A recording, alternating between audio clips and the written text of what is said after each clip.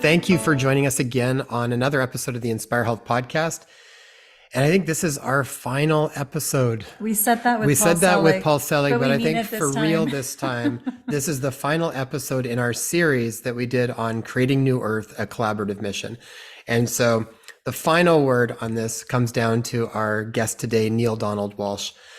And I mean, Tan, I've been aware of Neale's work for a long time now. We've incorporated his books early on, and we have read some of his books, The Little Soul in the Earth and The Little Soul in the Sun, to our kids over the years. And if you're not familiar, Neale is the best-selling author of the Conversations with God series. 7 of the 9 books made the New York Times bestseller list. These books have been read by millions of people around the world. They've been translated into, I think like 37 different languages. Neale has actually written 40 books on contemporary spirituality and its practice application in everyday life, including the newest book, GodTalk, Experiences of Humanity's Connection with a Higher Power. And we're going to be talking about that book today, as well as diving into some of the old material and just some other questions that we're really curious to chat with you about, Neale. Thank you so much for being a part of this series and on our show today.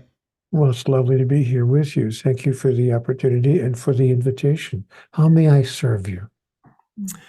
That's a beautiful way to kickstart this off. I think for the people that are not too familiar with your work, could you share a little bit about your personal journey that kind of kicked everything off to even getting to the point of writing the Conversations with God book and the catalyst that took place in your life to kind of propel you into that direction? I'd be happy to, Jason. First of all, to know that I did not sit down and write a book called Conversations with God. I was simply having a remarkable personal spiritual experience. I had gone through a very tough time in my life, a very difficult time. I lost a relationship that I was in. A marriage ended. Thank goodness it wasn't a bitter ending. We both agreed, agreeably, that we just weren't making it together.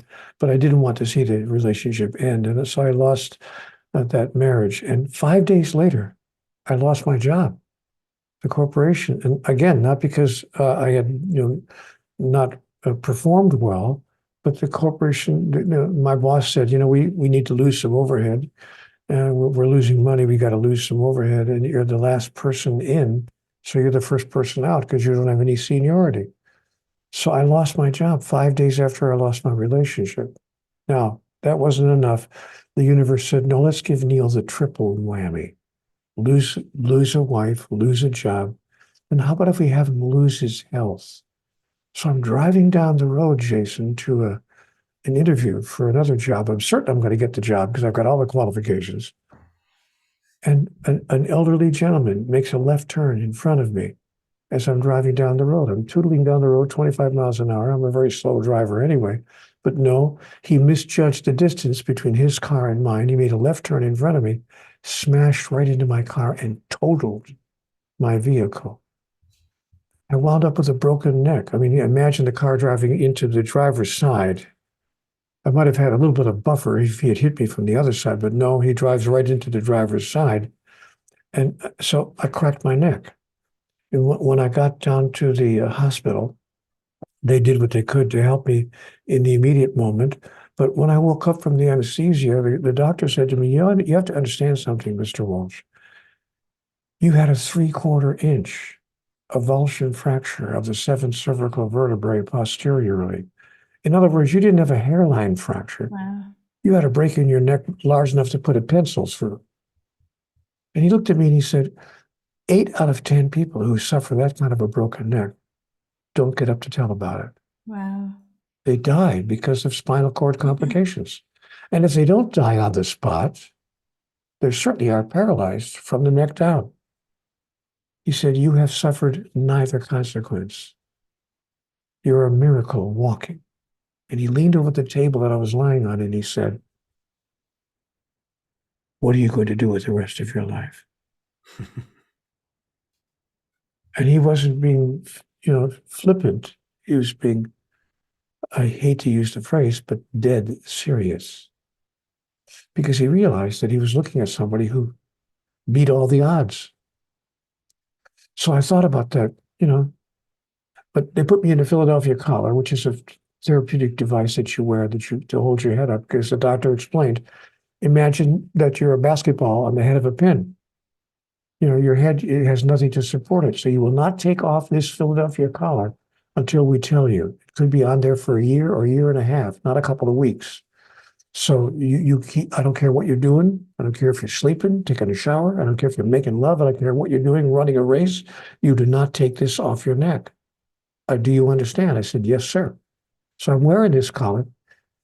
Jason, nobody will hire me. Yeah.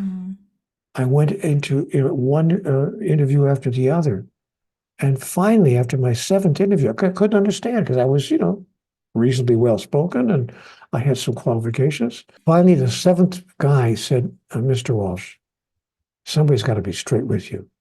Nobody's going to hire you while you're wearing that thing around your collar. It's obvious to us. You make one wrong move and we're paying your medical bills for the next 7 years.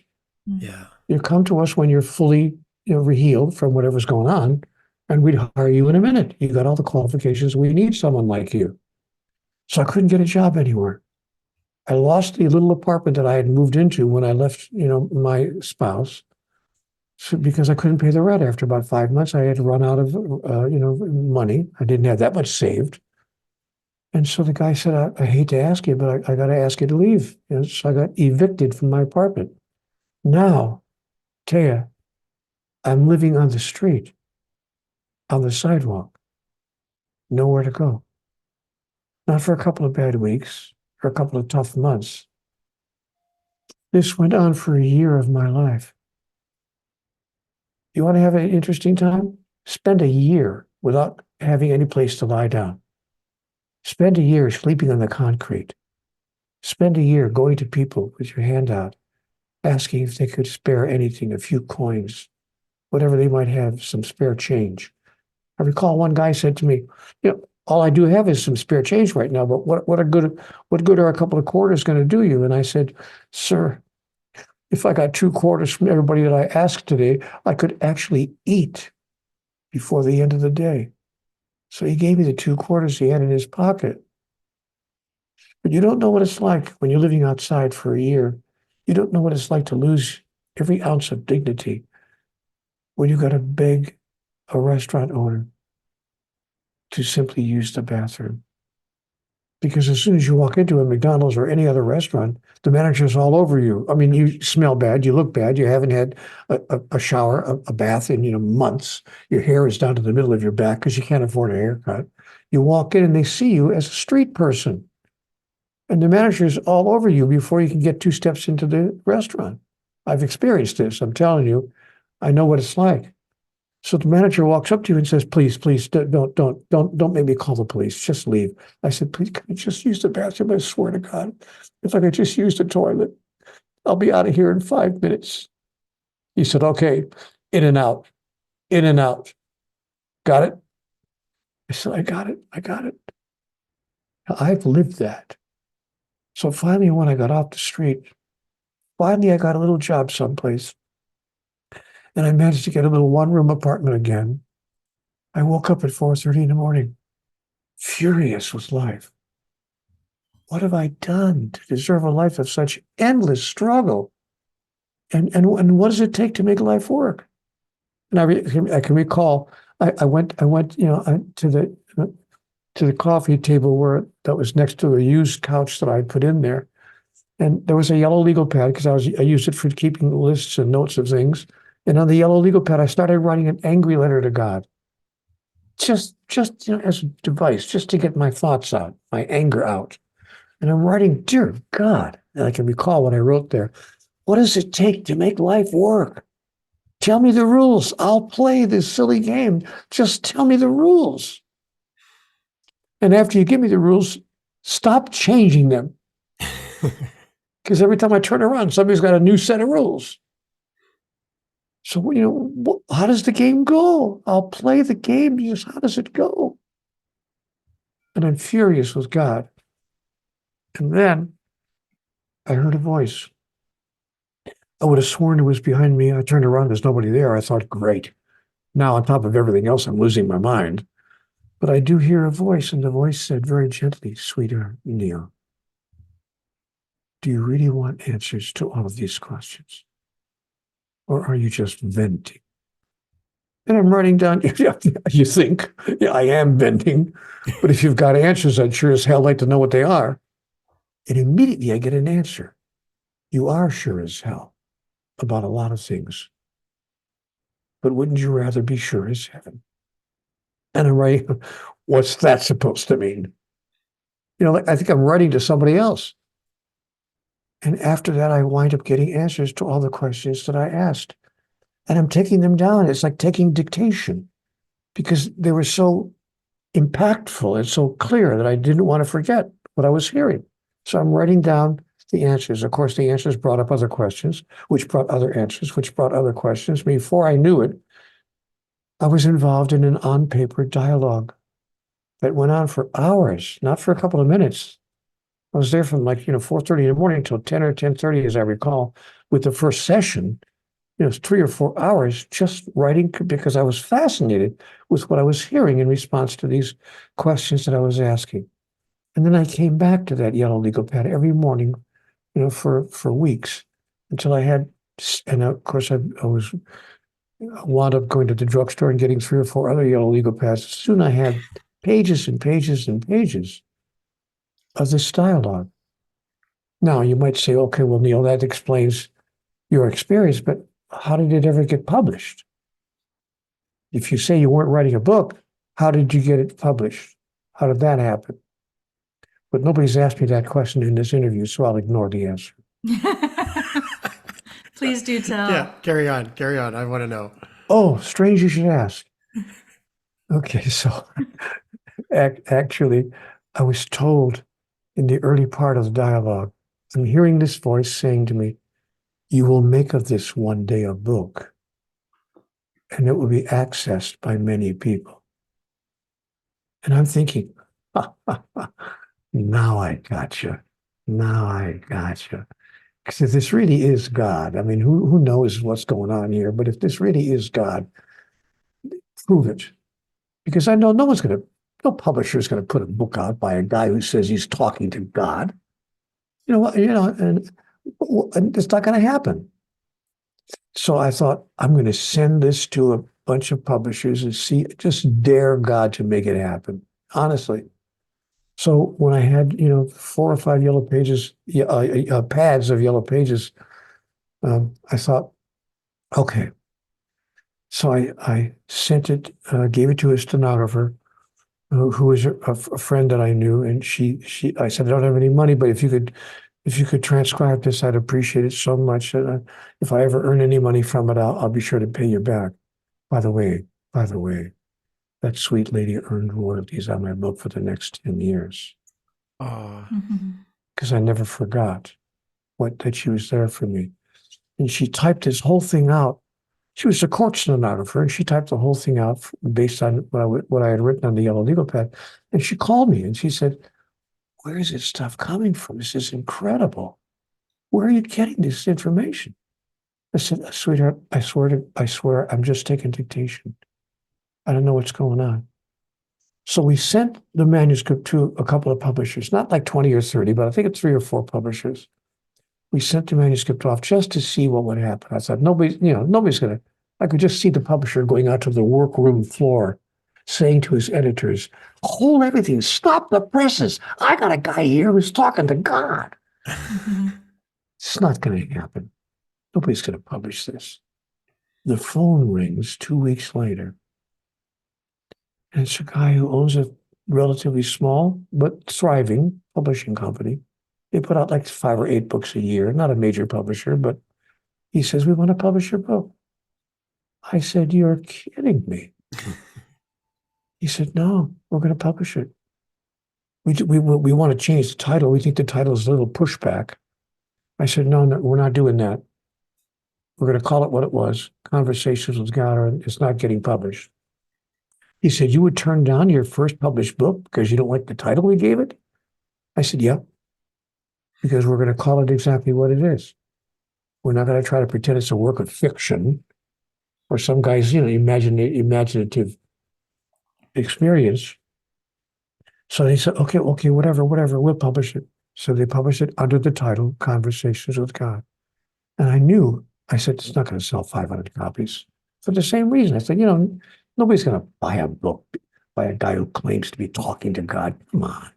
It's not going to sell 500 copies. And I was right. I was right on the money. It did not sell 500 copies. Sold 5 million. Ultimately, 15 million in 37 languages all over the world. Not bragging, just saying. Neale, how long ago was that book published? 29 years ago. 29 years.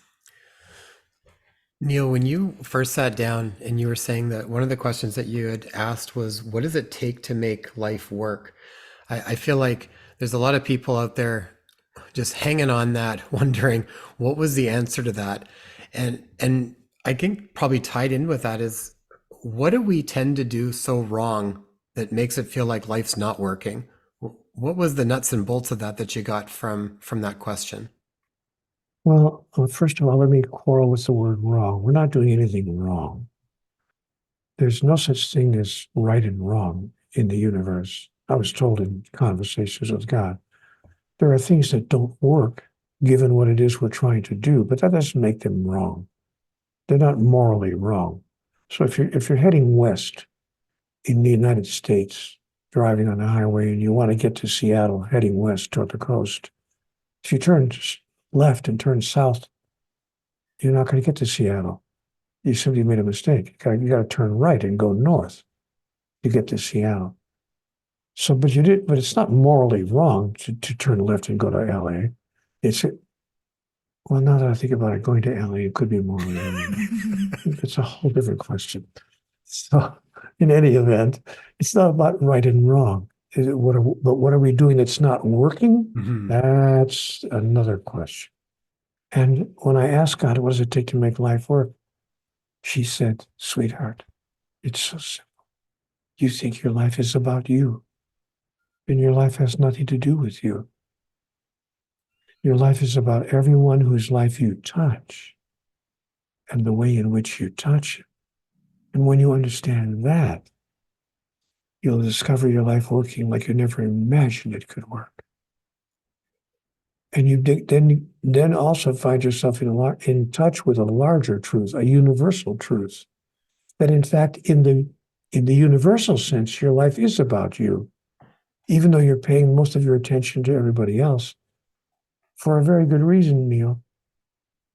Sweetheart, there's only one of us in the room. There's nobody else here. I said, what? I don't understand. What are you saying? God said, have you ever had a sexual experience with a woman?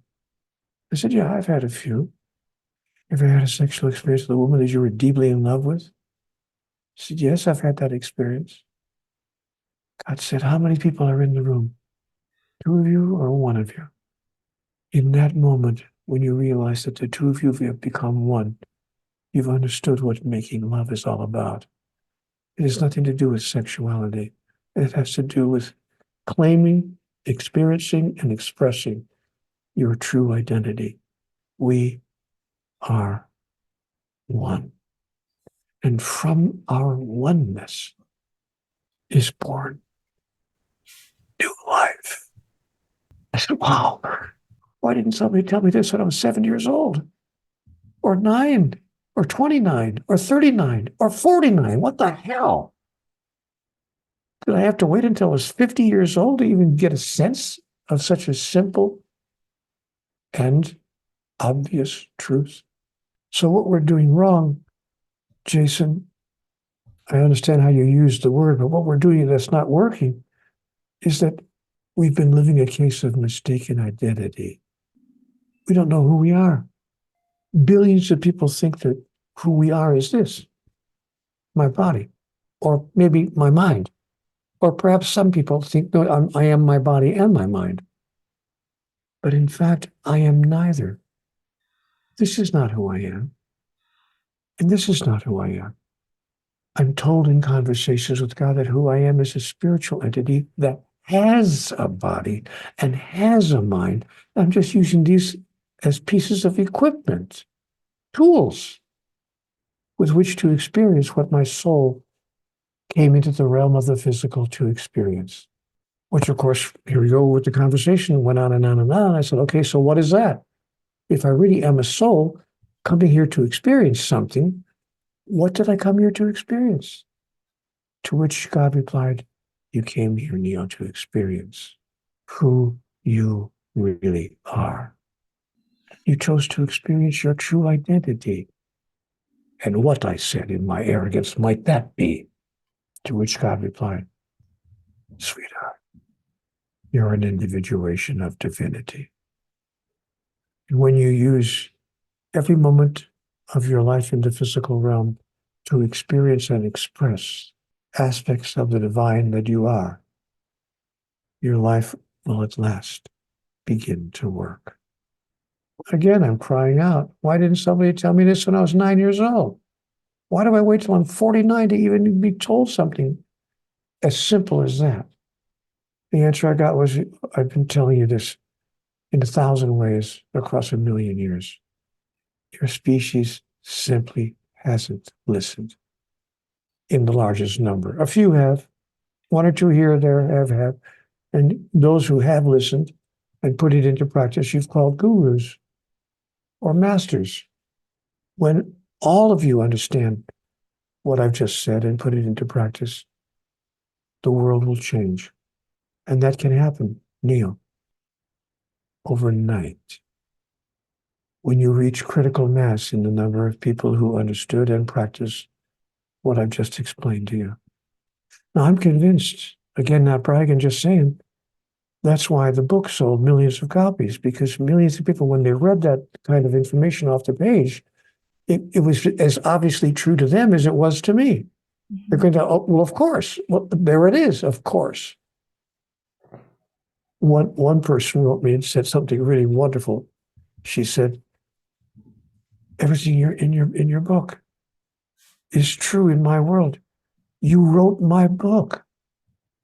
Every thought that's expressed in that book, I've already had. But you just brought it to the fore. You brought it to the front of my consciousness and allowed me to say, yeah, yep, yeah, you're right, yeah, I get it. And so what your book did for me, she wrote, was it caused me to be consciously aware of what I already know, which leads me to the next message, which is that life is not a school. We've not come here to learn anything. God didn't say, well, good luck. I hope you learn what you need to know to get back over here once you get, because I could have told you ahead of time, but, that would make it way, way, way too simple. So good luck. I hope you learn what you need to learn. No, God didn't send us down here with that attitude. God sent us down here and gave us everything we need to know and placed it deep inside of us. All we have to do is remember. That is RE-MEMBER, to remember. That is to become a member once again of the body of God. And all of us know who we really are at the deepest level. And if you want to experience their knowingness of it, just look into their eyes. Those of you who are looking at this video screen right now, look into Jason's eyes. Look into Taya's eyes. Tell me that you don't see who they really are. Tell me you don't have a sense of what they know deep inside of them. You can't look at someone's eyes for more than a second or two without knowing that they know. The question is not whether they know. The question is whether they're acting as if they know that they know. These are the cognoscenti, those who know that they know. I could, of course, be wrong about all of this. I think so. I don't think so, Neale. When you speak about that, I can feel it in my whole body. When you were talking about looking in the eyes, when Taya and I were first dating, we've been married now for 10 years, but when we were first dating, one of our first dates was actually, we were at We were hardcore. we were at It was called like a white tantric, is what it was Yeah. called. But basically, A we day-long sat meditation. in front of each other, and it was a day-long meditation. And basically, you sat in front of your partner, gazing into their eyes almost all day long. Like A it was, total stranger. well, Or it could, or so it it's could some have been a people, stranger, yeah, or it could be your yeah. partner that you came in with. Okay, fair enough. And I've done ones too where it's been with strangers and everything too. And in that, if people haven't done that, you can't help but at some point break into tears. We incorporate that within our retreats as well. It's so incredibly powerful and moving. You do. It's like you see past the layers. Usually you go through your own sort of insecurities around looking at somebody and being able, and then this stillness kind of falls in, and then it's just you see the divine in people. You see it and it reflects back at yourself. It's really Usually it's tears, it's followed by tears. laughing, Usually. tears. Yeah. It's really quite beautiful process. So and something shakes inside of people when you go through that, you have that experience. Neale, do you find that people are becoming more drawn now, more so than before, to the messages and the insights that you're sharing? Yes, I think we're reaching the outer edges of what I call critical mass. And I think that that's true. I think it's true that more people are paying more attention and embracing more fully these messages because we see all around us the need to do so. We're seeing that, it's not working. The way we're doing life on this planet is simply not working. And so as the problems reach a level that we can no longer embrace as acceptable, we start looking for new messages, new truths, new understandings, grander awareness. And we move to a higher level of consciousness as we seek that grander level of awareness, because we wind up calling it forth from within us. And, sometimes it's slap your forehead, with your, it's like, are you kidding? All this time, it was so obvious to me. The 4 words that changed my life. Are you kidding? It's so obvious. We are all one. I was asked on the Today Show, Matt Lauer was interviewing me on the Today Show. We had, I didn't have a long interview, but, they give you like 12 or 13 minutes. And we're talking about the books, of course. And Matt says to me, Neale, you claim to have talked directly to God. I wonder if you could answer me a key question. What is God's most important message to the world? And he said, we have 30 seconds left in our interview. So if you could put it into a paragraph, I'd appreciate it. And I thought to myself, you stinker. You asked me the biggest question of all time, and when we have 30 seconds left. So my mind is racing. What can I put into 30 seconds? And God gave me the answer right there. And I kind of like looked at Matt and I said, Matt, I don't need one paragraph. I don't need 30 seconds. I can give it to you in 5 words. So Matt Lauer looks at the camera a little bit smugly and says, ladies and gentlemen, Neale Donald Walsch, who claims to be talking to God, has God's message to the world. Neale? I looked at the camera and I said, God's message to the world in 5 words. You've got me all wrong. Matt didn't know where to go with it. He thought I was going to say, love everybody or be as kind as you can, some kind of platitude. When I came out with that sentence, which was given to me to say, he had nowhere to go with it. He was like dumbfounded. I said, we should have started the interview with that, not ended with that. Yeah. So, but, and I said to Matt, Matt, if that's accurate, then we have way, way, way more to talk about someday. If it's not accurate, if we don't have God all wrong, if we have God all right, if everything we've been told about God and learned about God and experienced in our life being told to us about God is accurate, then the discussion's over. Nothing further to discuss. So each of us get to decide internally, in our own heart, in our own mind, in our own soul, is what we have come to understand through the teachings that have been given to us for thousands of years about God accurate? Or is it possible, just possible, that there's something we don't fully understand here, the understanding of which would change everything? I have so many questions around that. So, Neale, it sounds like your own personal experience, it was through your hardships, challenges, and upheavals in life that ultimately led you to a place where you opened up to knowing the world, your world, anew. And I feel like what we're collectively moving through right now is a big shakeup on so many different levels that's causing almost all of us to question, reevaluate our life, how we live it, how we interact with one another, our relationships.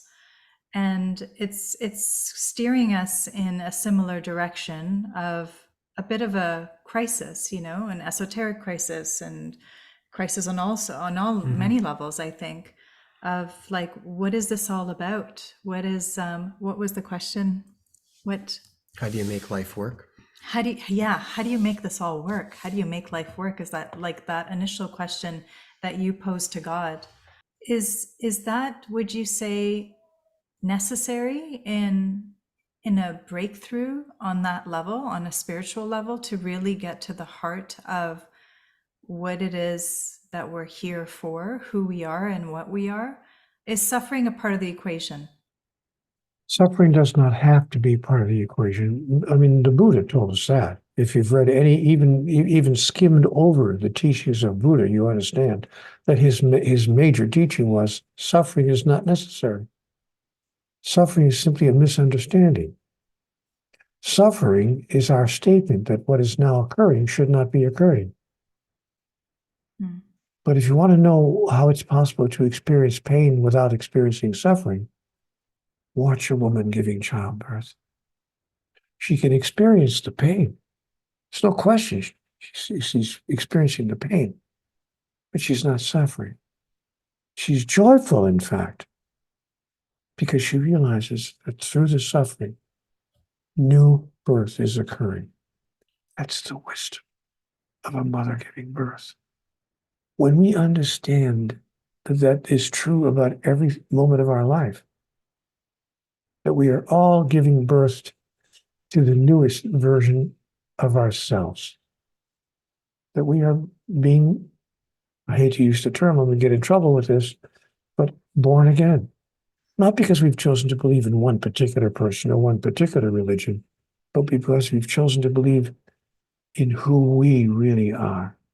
That we see, oh, I see, I am a spiritual entity, and I have come to the realm of the physical for a reason having nothing to do with my career, my livelihood, my family, nothing to do with any part of my physical life, except to the degree that my physical life can be an expression of my true, as the French would say, raison d'etre, my true reason for being.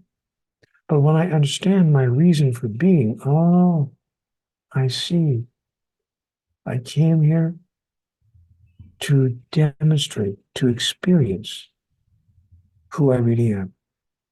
And suffering is not necessary for me to experience that. Even the difficult moments of life I can experience without suffering when I understand that everything that's occurred will occur in my life brings me benefit if I see it for what it really is. I'm here to evolve. I've come to this lifetime and to all of my lifetimes to evolve. If Jason and Taya think that this is their first lifetime together, they have no idea what's going on. But when the two of you looked at each other for the first time, at some deep level you knew, here we go again. We've done this before, and we will do it again because we are with each other eternally, not just for this particular lifetime. People who have experienced that understand everything I'm talking about right now. Nobody's going, what are you talking about? I don't understand. Everybody who's experienced that understands perfectly well. So, yes, what we have an opportunity to do is to embrace our true identity and our true reason for being in the realm of the physical. I was told that there are three realms in what's called loosely the kingdom of God: the realm of the physical, the realm of the spiritual, and the realm of pure being, which we might want to call paradise or heaven or whatever you want to call it. But I was told that in the realm of pure being and in the realm of the spiritual, there is only love here and now. There is no time. It's always here, it's always now. And all there is love. So we experience fully who we are, love here and now. But if I want to have an experience of that demonstrably, that is, if I want to be able to demonstrate it, I would have to go to a place where it's not true.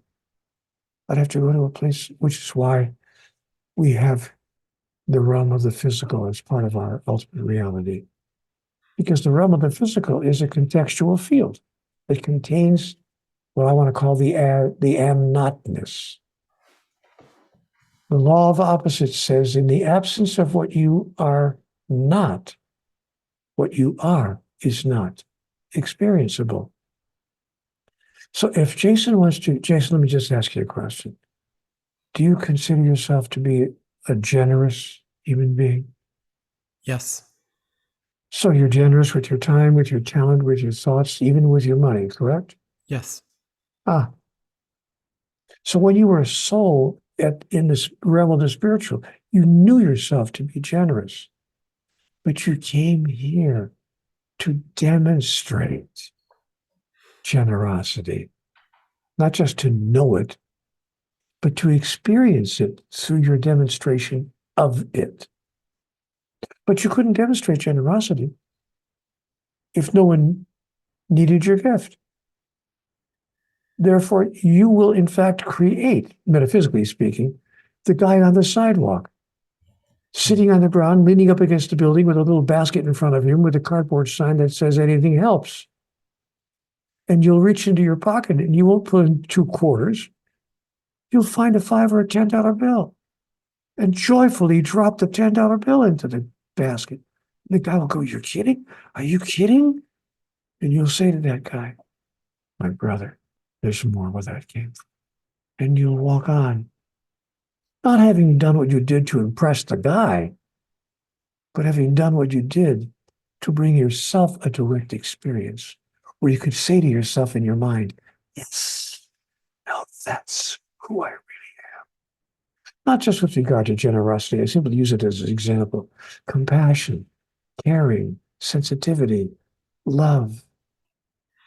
Neale, who is it that we're not? So if that's who we really are, the higher qualities that oftentimes we all strive toward, or in the core of our hearts, in the depth of our heart, we know that that's who we are.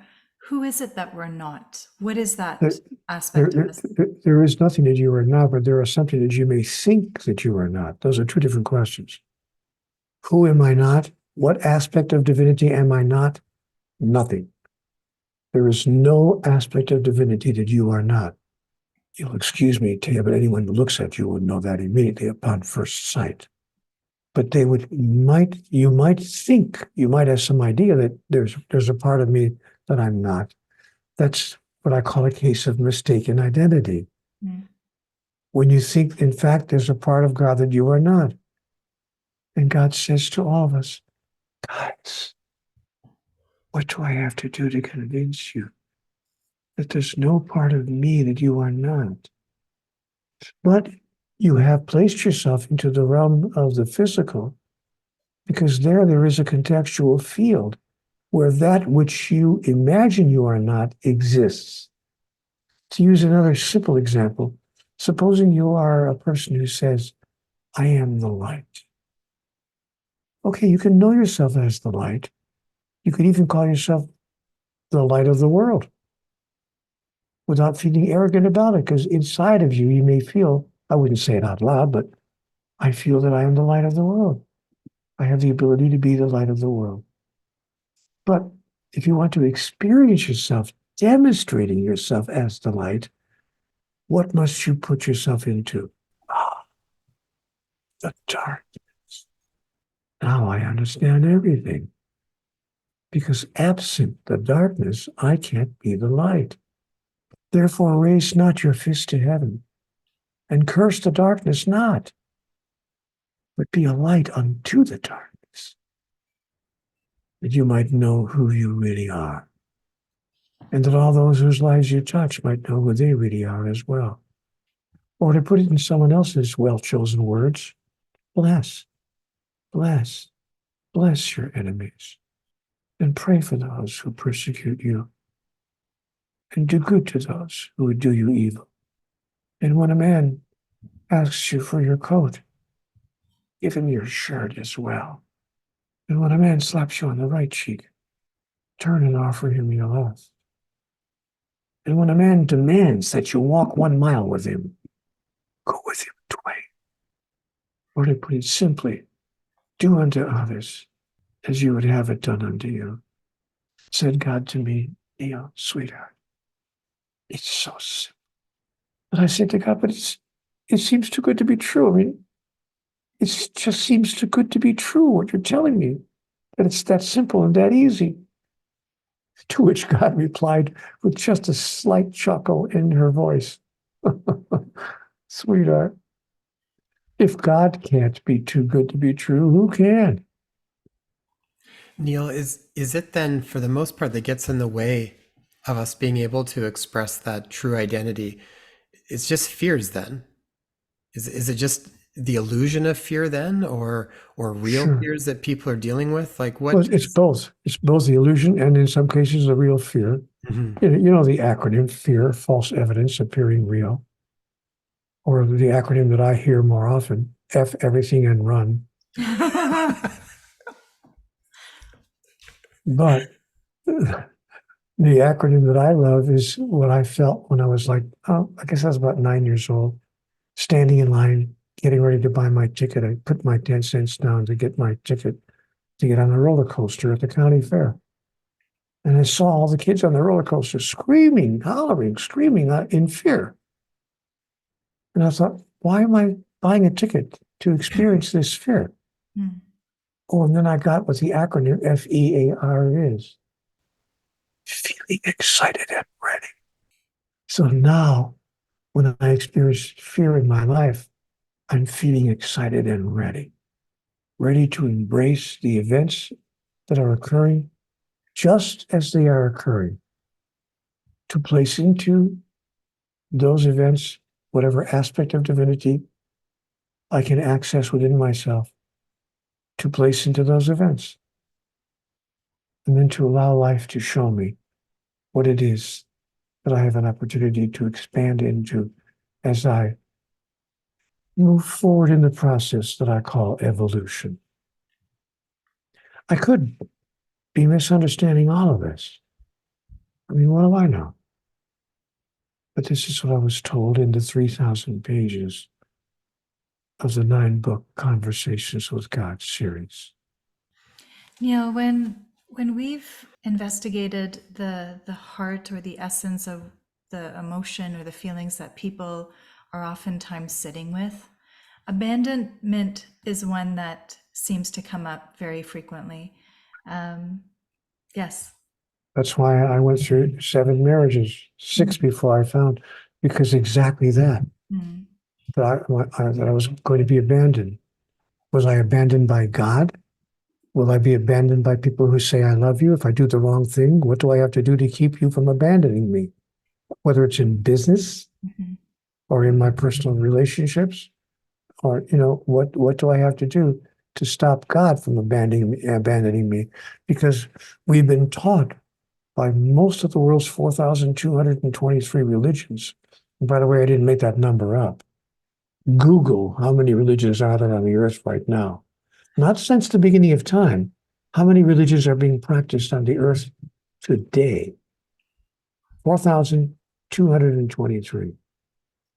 And most of those religions teach us of a God who will abandon us if we don't do what he wants. We have to wear certain clothes or not wear certain clothes. We have to eat certain foods or not eat certain foods. We have to say certain things or not say certain things. You know what I was told when I was 9 years old? You're not going to believe this. I was 9 years old, and I'm in third grade, and the priest came in. I was raised a Roman Catholic. I'm in a Catholic school, and the priest comes in to give us a catechism lesson on the difference between mortal sin and venial sin, which are two levels of sin that Catholics talk about. And he was saying mortal sin is a sin that if you die with a mortal sin on your soul, and you haven't had a chance to go to confession and didn't confess it, you go straight to hell, or you reside for all eternity. Do you think that doesn't make you rush to confession on Saturday afternoon? I promise you. A venial sin is a kind of a spiritual misdemeanor. You go to purgatory, but you don't go to hell. And I said, I've since looked at, if people have asked me, what is purgatory? I said, well, I've had a couple of marriages like that, but it's not forever. But here's what the priest said about mortal sin, because I raised my 9-year-old hand. This is a true story now. I'm not making a joke here. I said, Father, can you tell me an example? Can you give me an example of a mortal sin? I'm sure he's going to tell me, well, if you murder somebody or steal someone's life savings or, rape a child or something horrible to even think about, that would be a mortal sin. I'm ready to hear what he has to say. Sure, he said, a mortal sin. If you miss Mass on Sunday without an excuse, that's a mortal sin. I said, what? If I don't go to church on Sunday, it's a mortal sin? I go to hell forever? Talk about filling the pews with fear.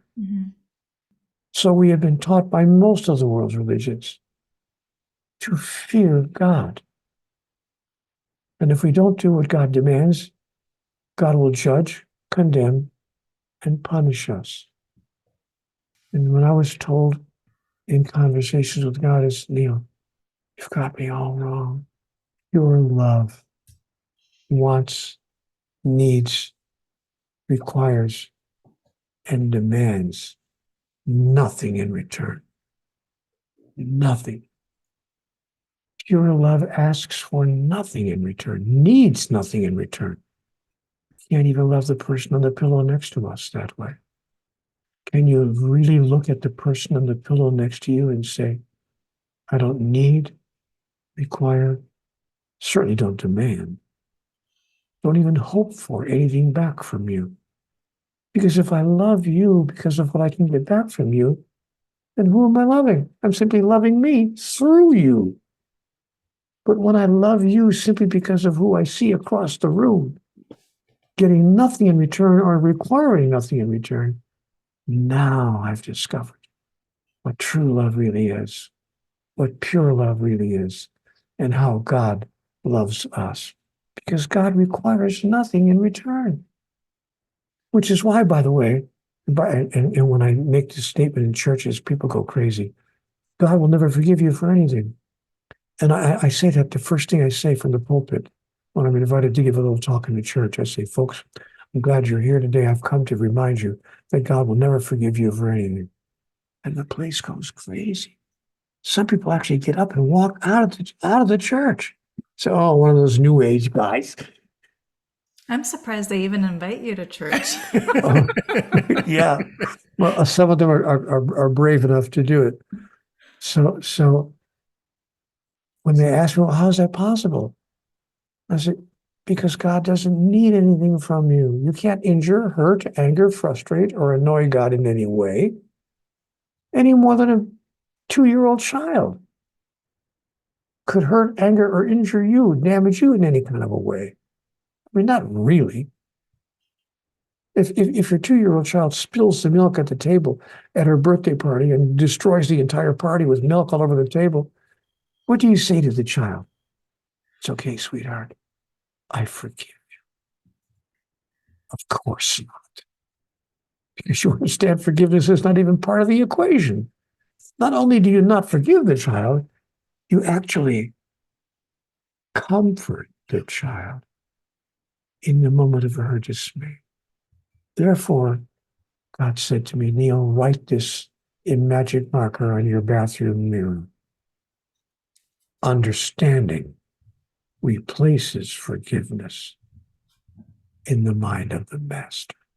Neal, that reminds me a little bit of because it's like it's not hard stretch for people to go there when they think about a little kid or a child or an infant. Any parent that's had a newborn, I Or think a that, puppy or a or kitten yeah, or an animal. or a loved pet or something. That sort of aspect of almost pure love, I think, is, we can connect to it quite readily, I think, in those situations. Where it gets a lot harder is when you do have the adults with you or the people that are doing things that either you don't like or they're outright hurtful or some of these types of things. It reminds me of this book I remember getting once for our 19-year-old back in the day. I think I was looking at a book called How to Hug a Porcupine, and it was like when someone feels really prickly, how do you still show up with that unconditional or that pure love and be there? Are we talking about the government? You pick whichever dynamic you want to, whether it's the person that The is neighbor, the family. doing horrific things in the world or whatever. How do you bring that aspect of pure love into the world in a really practical way in situations that are really hard to do it in? Because I feel like you're also what you're suggesting here, and correct me if I'm wrong, is almost as if our presence and our knowing to who we truly are is actually going to transform this realm. We have that potential By showing up as who we truly as who are. we truly are. Well, that, of course, is true. And people who have done that, who have shown up as who they really are, have impacted millions of lives. So that, of course, is true. But the first question that you asked is, how do we respond? When it's not a 2-year-old child spilling the milk, because we all know there's no use crying over spilled milk. I had to work for that. I had to work to get that in. You understand? You segued that in really nicely, Neal. But when the child is not 2, when the child is 22, or when you're talking about other adults or whoever, how, in fact, can you get to that place where understanding replaces forgiveness in the mind of the master? The answer is by needing nothing from them. If I need something from you, a certain behavior or lack of a certain behavior, then I'm going to be in the place you're describing, where it's difficult to get past some of these behaviors of others. But if there's nothing that I need, see, need is an illusion. There's a book called Communion with God. And in the book Communion with God, we're given a list of the 10 illusions of humans. The first illusion is that need exists. That's the first illusion of humans. But when we are clear who we really are, a spiritual entity, then we get past the fact, Neale, well, my body needs things. I need oxygen. I need food. There are certain things I need. That's true. There are certain things your body needs. And if you thought you were your body, then the statement I'm making would not be true for you. But if you're clear that you're not your body and not your mind, but you are a spiritual entity, that you are a soul, then you realize that the soul needs nothing. Who you really are needs nothing. You cannot be hurt, damaged, injured, frustrated, annoyed in any way, any more than God can. So after a while, now, I have to tell you that I've gotten to that pretty much to that place in my life. Not a walking saint, but I finally have gotten to that place where it takes way more than it took when I was 20, or when I was 30, or when I was 40, or when I was 50, or when I was 60, or when I was 70. But guys, I'm 80 years old. That's your cue to say, you don't look 80, Neale. You're looking fabulous, Neal. But after 80 years on the planet, I've gotten to a place where, you know what? Even my body and my mind cannot be hurt in any kind of significant or serious way. You can't hurt my feelings to the point where I'll stop loving you. You could when I was 25 or 45, or maybe even 55. But at 80, can you hurt my feelings enough for me to stop loving you? To not stop feeling compassion for you? To stop understanding you? Understanding replaces forgiveness in the mind of the master. And when I understand how it was possible for you to say what you just said to me, or do what you just did, when I understand that, I found the key to pure love. I was doing some spiritual mentoring with a lady a few years ago, 3 or 4 years ago, who had a husband who he wasn't physically abusive at her, but he would bark at her and raise his voice to her and make her wrong about this, that, and the other thing. And she said, I don't know how much more of that I can take. She said, it's getting to the point where it's unforgivable. I just can't keep on forgiving him because he always comes back to me, later on that day or the next day. I'm sorry, honey, please forgive me. I lost my temper. Please forgive me. I lost it. She said, I'm getting to the point where I want to say, no, I'm done with this. And I said, is there a part of you that can understand why he reacts that way? She said, oh, yeah, I totally get why. If you ever met his mother, you'd know in a minute why he acts that way when a woman is assertive or says something he doesn't like or whatever. And because she actually physically beat him as a child. I totally get why. I said, sweetheart, if you understand why, then you can access your compassion. That doesn't mean you approve of his behavior, condone his behavior, or wish it would continue, but it does mean that you understand. And understanding replaces forgiveness in the mind of the master. So the answer to your question, Jason, is when you no longer need anything from anyone in order for you to be totally happy, totally at peace, and totally joyful within yourself, then you are in a place where you are invulnerable. Even as the Buddha said, it wasn't just Jesus who taught that. The Buddha said the exact same thing in his own words.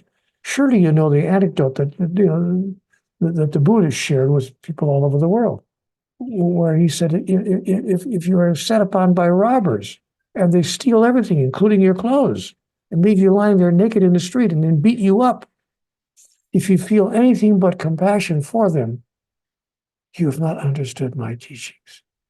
Siddhartha Gautama understood completely. That's why they called him Buddha. All of us have the ability to step into that level of understanding if we choose to.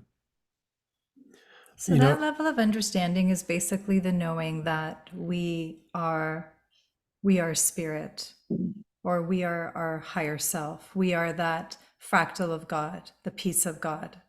That's essentially what you're alluding to. And so we've come here to experience that, not just to know it, but to actually express it.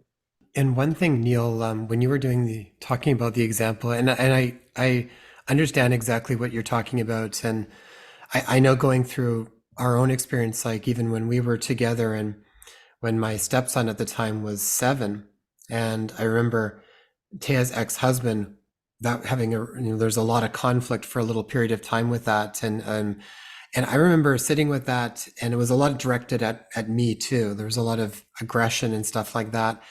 And I remember at one point sitting there and feeling like, what would be going through his mind, given now that his son is now with this other, spending time with this other person, with his ex-wife, like all of that dynamic. And it didn't make it okay as far as what was taking place. But I definitely felt a peace inside of me where I could completely understand where he would be at and why that would be the reaction that was coming up. But then I think what happens, at least what my experience was with it, is when I was able to get to that place of understanding, and then I wasn't tethered to that dynamic in the same way. Like when you talk about not needing anything from it, I feel like what can happen is it's like, then there's a different clarity that you see the world through, or you see that dynamic through, and then you're informed differently. And then even how you then show up and the actions that you take in the world are different than they would have been if you didn't have that level of clarity. So I'm thinking of, say, that lady that you were talking about that might have been in a relationship that wasn't healthy for her. Almost like that tethering is like a lesson that needs to come through in a way that it needs to Yeah, land. and then what happens is, like, I feel like for that lady, it's like she could then get to that place where she could see why that's taking place. But then she might be informed because there's not a need for it to be something else, that whether she chooses to stay or chooses to do something else. But I feel like some kind of information is going to come up from a cleaner place that's going to help her inform then what to do that might be in her best interest too. Because it doesn't mean we don't have boundaries around certain things for ourselves or for our children. But if they're being informed from that place of understanding, I feel like how we show up and act in the world is going to be very different. Ladies and gentlemen, did you just hear the last 649 words spoken by Jason? Honestly, that's it. That's it. Mm. We could have put the entire interview in the last minute and a half. We'll just make it that one little promo clip. Great. Feel free to use it for your book promo as well. Neale, I have a question for you. Who created this realm? Was it God? And who is God? Is it one person? Is it one entity? Is it one being? That's just one question, Neil. That's That's kind of like your interview on the Today Show with the last 30 seconds, and just to sum something like that up. Good work. I've been asked the question, who and what is God, 1,000,000 times. Mm. And the answer that I got from God when I asked him that question was, she said, Neale, any attempt to define me limits the unlimited. You might better ask, who and what am I not? So ask that question. So I did. I said, okay, who are you not? What are you not? God's answer, nothing. There's nothing I am not. So God is not, some guy in the sky with a white beard and fashionable glasses and wavy white hair who sometimes wears blue striped shirts. God is the essential essence, the pure energy that we call love. This is all explained, by the way, in a book that I wrote a couple of years ago called The God Solution, which talks about how we could solve humanity's problems overnight if we embraced the God solution. And the God solution that I was given was, Neale, all humanity has to do is simply redefine God, come up with a brand new definition. And so I was given the two-word definition, a definition that finally all the world's religions could agree on. And that's pure love. Now, when I say that in front of an audience, somebody in the back of the room inevitably gets up and says, oh, Neale, my God, I've been listening to you all this time for you to tell me that the big revelation is that God is love. We all know that. Even religions that disagree on dogma, they all agree that God is love. And I say, no, wait a minute. That's not what I said. I didn't say God is love. I said God is pure love. Now my friend in the back of the room will say, okay, what's the difference?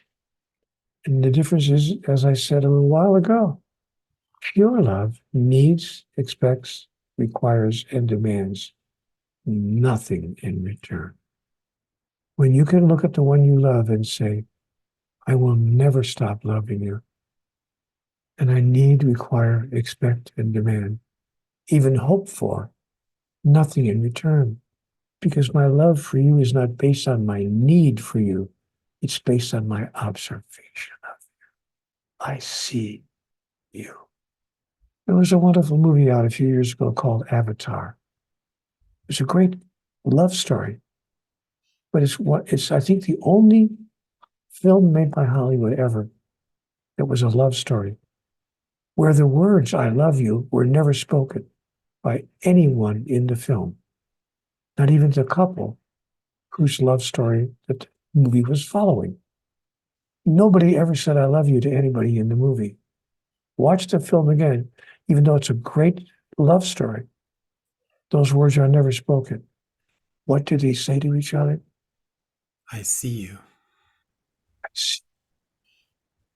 That was going to be a follow-up question of mine, but I feel like you answered it, is how do we embody that pure love in our world on a day-to-day, moment-to-moment basis? By coming to clarity that we need nothing from the other, that the greatest joy of our life is the expression and the giving of our love to the other, not in what we receive back from them. And that expression of pure love for them would never end, even if we got nothing back. Even if we got negative energy back, behaviors we don't agree with, words that hurt our feelings, or that one time in our life would hurt our feelings. No matter what we get back, we never stop loving. Guys, we can't even believe in a God who acts that way. But I'm here to tell you that that is exactly how God behaves. She said, I don't love you if. I love you because you are. It's really quite simple. Neale, I know we're coming up on time here, and we didn't get to talk too much about your newest book, GodTalk. But Can we just actually speak of why GodTalk as at this time? What did you feel like came through that was different perhaps from the other books? I was called by a publisher. I never get called. Authors know that you write a book and then you seek a publisher, or maybe your agent, if you have a literary agent, tries to find, a publisher who says, I want to publish that book. But in this case, my phone rang. First time in my life. A publisher's calling me saying, would you be willing to write a book for us? I said, well, what did you have in mind? He said, we'd like you to write a book that answers the question how everyone can have their own conversation with God. I said, oh, okay. So I did. And I put in the book, won't go through it now because we don't have any time, but I put in the book a 6-step process that I believe can help people move closer to having their own interaction with the divine.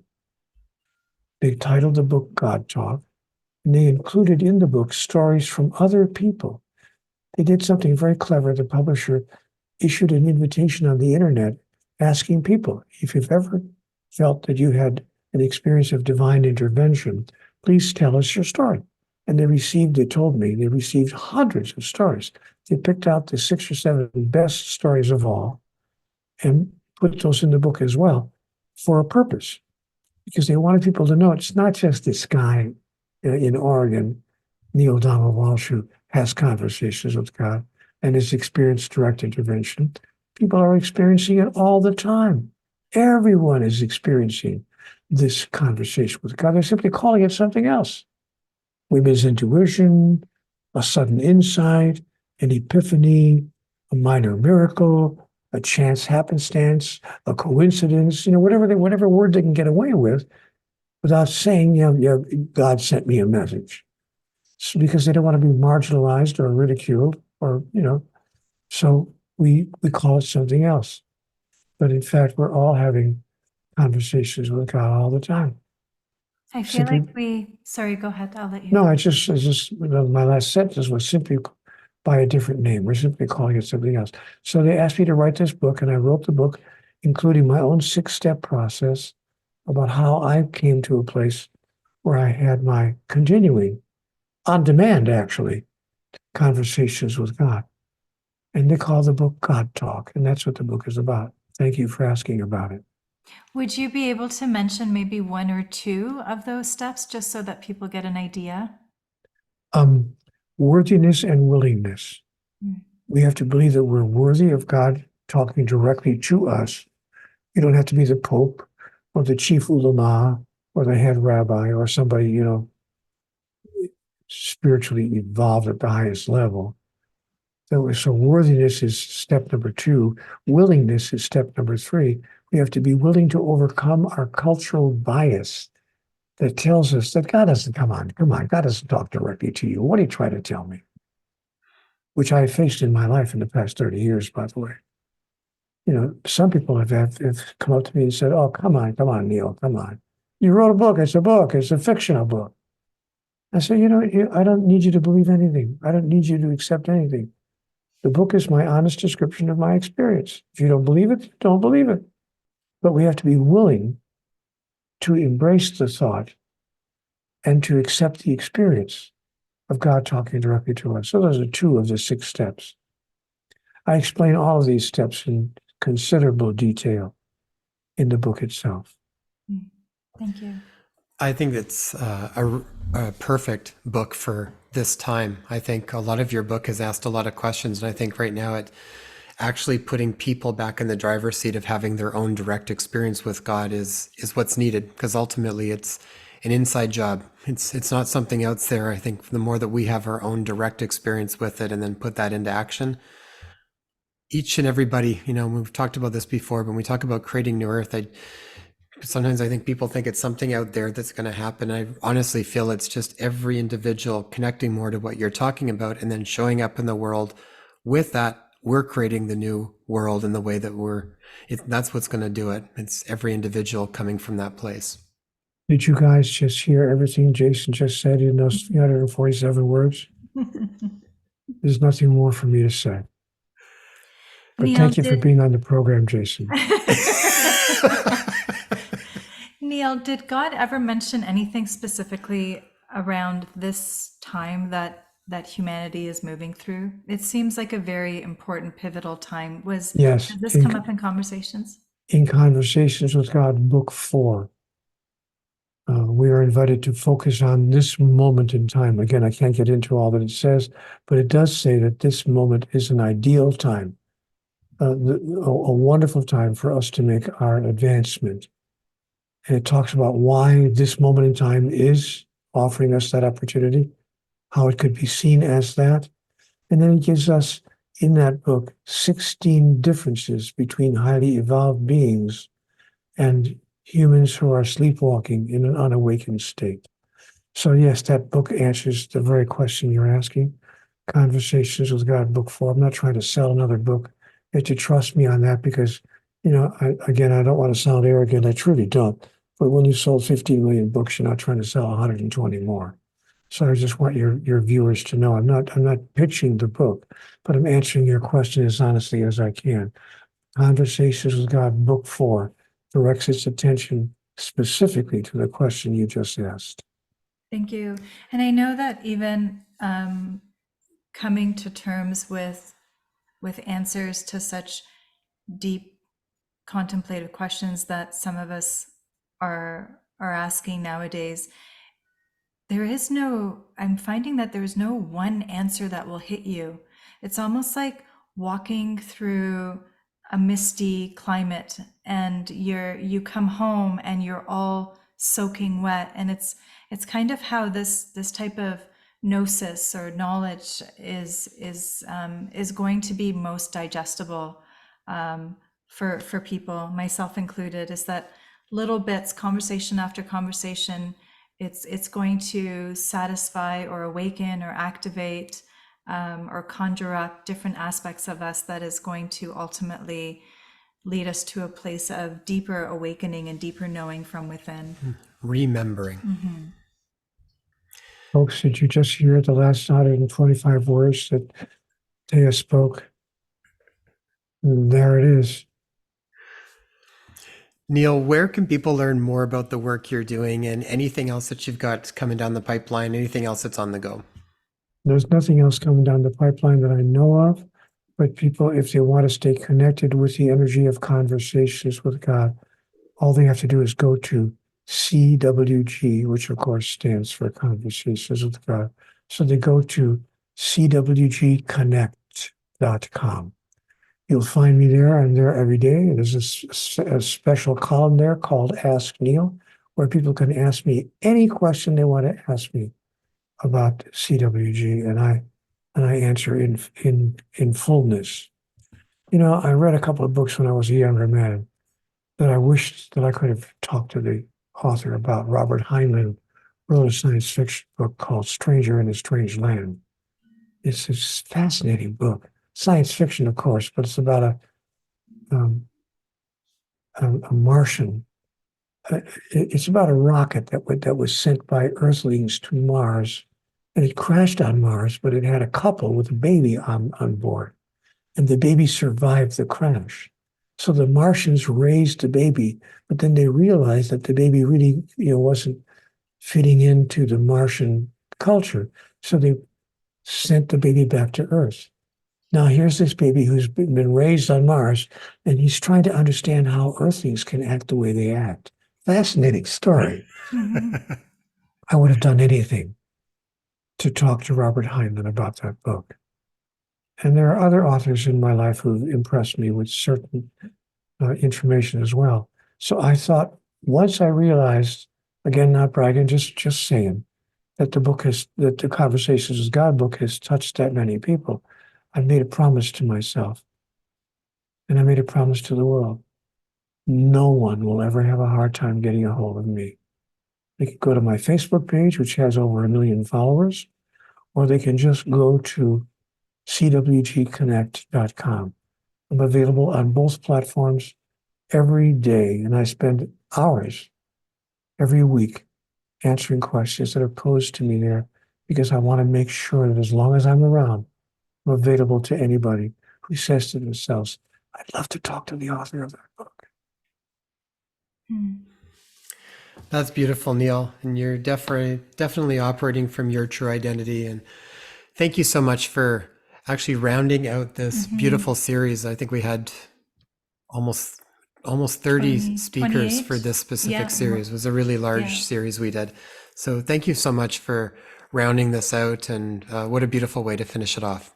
Thank you, Jason, and thank you, Taya, for both of you for inviting me and allowing me to be here. And I should explain to our viewing audience that I will be appearing with Taya and Jason every month for the next 20 years as a special regular guest. So Oh. you can join me again next month or any month that you want, because they can't get rid of me. Oh, happy to You're hear always that, Neal. welcome, Neal. Always And welcome. I should mention too that Neal has not only written adult books for the viewers or listeners who are not watching the video.